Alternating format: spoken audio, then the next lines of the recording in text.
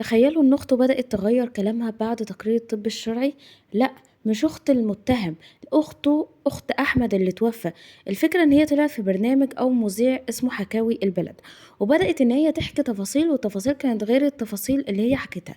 سمعنا كلام لأول مرة نسمعه، وده خلّى الكل يقول في الكومنتات: أنتِ بتغيّري كلامِك ليه؟ هو أنتِ تبعها؟ هو أنتِ شريكة لها؟ طبعًا الموضوع اتقلب 180 درجة. تفاصيل هنشوفها مع بعض. بس في الأول صلّوا على النبي. أنا فاجئني وأنا باعمل scroll على application التيك توك، وأنا كنت باتفرّج على اللي بيحصل لسارة، طبعًا كلّنا عارفينها. طبعًا اللي حصل إن أنا قابلني فيديو لمذيع لسه بيحقق ولسه بيتناقش في موضوع أحمد عريس المَرج، طبعًا اللي عروسته قتلته. الفكرة بقى هنا إن أخته اللي قاعدة في الدور اللي تحته بدأت تحكي حكايات أول مرة نسمعها. فبدأ المذيع إن هو يركز معاها، يقول لها: بس انتي ما قلتيش كده، انتي قلتي كلام تاني. تقول له: أيوة بس ده حصل بعدها. هو إيه اللي اتقال؟ هقولك.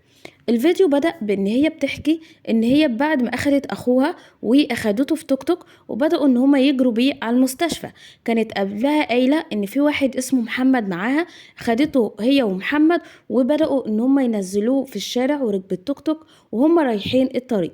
إيه اللي أول مرة نسمعه؟ قالت إن أخوها كانت رجله على رجليها في قلب التوك توك، هو نايم ورا كده وحد شايله قاعد جنبها وحاطط راس أحمد على رجل صاحبه محمد، وهي قاعدة وحاطة رجل أحمد أخوها على رجلها.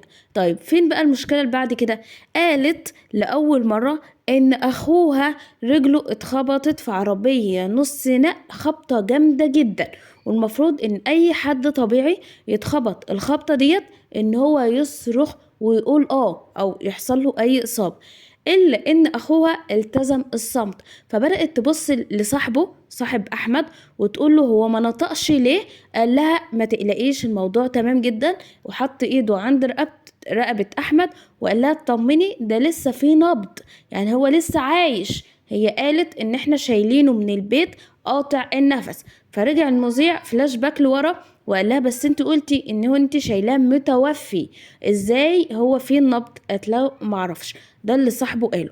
الفكرة هنا تاني مرة بقى ان هو بيقول لها: بس انتوا شايلينه وكاتمين الدم. قالت له: لا احنا مش كاتمين الدم، احنا سايبينه زي ما هو، بس مفيش اثار دم عليه، بس بطنه مليانة دم لان هو كان لابس لون اسود. فبدأ يقول لها: بس انت قلتي ان هو هنا في المكان ده ان هو كان في نافورة دم نطرت في وشك.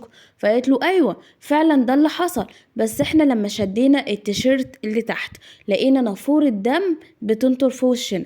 فرجع تاني المذيع يقول لها: بس المفروض ان هدومه لو حطيتي ايدك عليها تلاقيها شاربة دم. فقالت له: ايوه بس هو كان لابس جاكيت لونه اسود وكان مش باين منه اي حاجة. فبدأ المتابع ان هو يركز في الكلام، في ايه هدومه كانت غرقانة دم، وفي ايه هدومه مش باين عليها اثار الدم، وفيها ايه لان هو كان جسمه بينزف ونافورة الدم جات على وشكم، وفيها ايه ان انت تقولي ان هدومه مش باين عليها اثر الدم غير لما بطنه، يعني نرفع الهدوم نشوف ان بطنه عليها اثار الدم. فبدأ الكل يقول في حاجة غلط في القضية، مش بس ده في الغاز.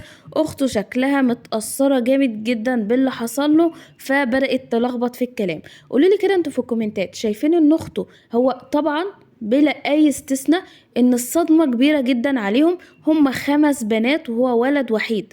وسبقت طلعت وقالت مع المحامي وهي منهارة من العيط، وقالت ان هي كانت بتيجي تروح للدكتور وتقول له: خليك يا احمد انا هروح لوحدي. يقول لها: لا لما ابقى اموت ابقي روحي لوحدك، بس طول ما انا موجود على قيد الحياة انت مش هتتحركي في حتة غير رجلي على رجلك. وكانت منهارة جدا. وقبل كده اتصور لها مع ريهام سعيد والبرامج التانية وهم منهارين جدا، وان هم مش قادرين يستوعبوا الصدمة. وقبل كده كانت بتلطم حرفيا وتقول: انا اللي واجعني ان امي قالت لي اخوكي امانة في رقبتك، وانا ما قدرتش احافظ على الامانة. وانا شايفة ان اخته مش مقصرة في اي حاجة حرفيا، هي سابته يعيش حياته بدون ما تدخل فيها، لان هي لو كانت اتدخلت في حياته كان هيقولوا ان هي السبب، ان هي اللي حاطه دماغها في اي حاجه بتحصل، فكانت هي السبب تعاسه حياه اخوها. الفكره بقى بقى ان المحامي طلع بعد كده وقال ان تقرير الطب الشرعي اثبت ان هي كانت متعمدة القتل. ليه؟ لان هي لو كان كلامها صحيح وبتقول بتدافع عن نفسها كانت هوشت بسكينة، انما هبة غرزت السكينة غرز 15 سنتي، معناها ان هي مدخلة السكينة كلها فيه، متعمدة القتل. ومش بس كده، قالت ان هي شالت السكينة وغسلتها وعانتها مكانها، ده معناها فعلا ان هي كانت مخططة للجريمة وان هي غسلت السكين.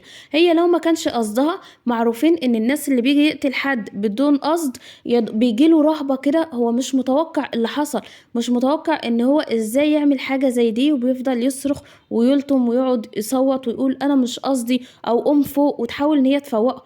انما ديت ما كانش باين عليها اي حاجة، ان هي الدليل ان هي مسحت وغسلت السكينة وسابته يطلع انفاسه الاخيرة، وبعد كده ندت لاخته، وبعديها على طول دخلت الأوضة وقفلت على نفسها الباب. وكمان المحامي قال إن هبة لحد اللحظة دي مش عايزة تنطق وتقول هي ليه عملت كده أو إيه السبب اللي خلاها تعمل كده. كل اللي هي بتقوله بيجي بعد مقابلة محامي، يعني هي بتقابل المحامي الخاص بيها وبعديها على طول تطلع تقول لنا ادعاءات مش موجودة، ادعاءات يعني اللي هو بدافع عن نفسي، اصل كان بيحاول ان هو يموتني، كان بيحاول ان هو يضربني. وقال بحتة ان هو كان بيحاول يموتها، الفكرة ان هو اتقتل عند الحمام، يعني هو جه من بره حسب المكالمة بتاعتها وجالها البيت ودخل الحمام، حط الموبايل على الشاحن ودخل الحمام، وهو خارج من طرقة الحمام أخد السكينة في صدره اليمين، وبعد ما اتضرب بالسكينة في جسمه اليمين اتضرب في دماغه برضو بالسكينة، يعني هي كانت بتتعمد ان هي تعجزه وتموته حرفيا. وقالت كمان ان هي في المطبخ بتعمل اكل، هو اتهجم عليها في المطبخ وكان عايز يضربها لانها كانت لسه ما عملتش الاكل. لو كان كلامها حقيقي كانت الجريمة هتتم في المطبخ مش عند باب الحمام، وفي اكتر من دليل بيثبت ان هي كذابة.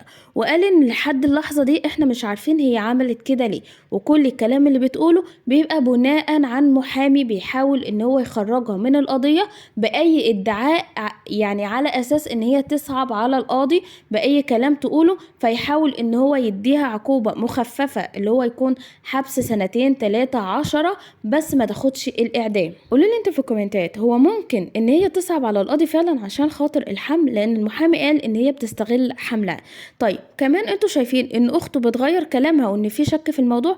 انا بالنسبه لي مفيش اي شك في الموضوع، هي الفكره هتلاقيها زهقت من كتر ما كل شويه تصوير وكل شويه بتعيد الحكايه، فممكن تكون ارتبكت او غلطت بطريقه عاديه وعفويه، وكمان كفايه عليهم الصدمه اللي هم فيها. وصلنا نهايه الفيديو، اشوفكم في فيديو جديد، في امان الله، مع السلامه.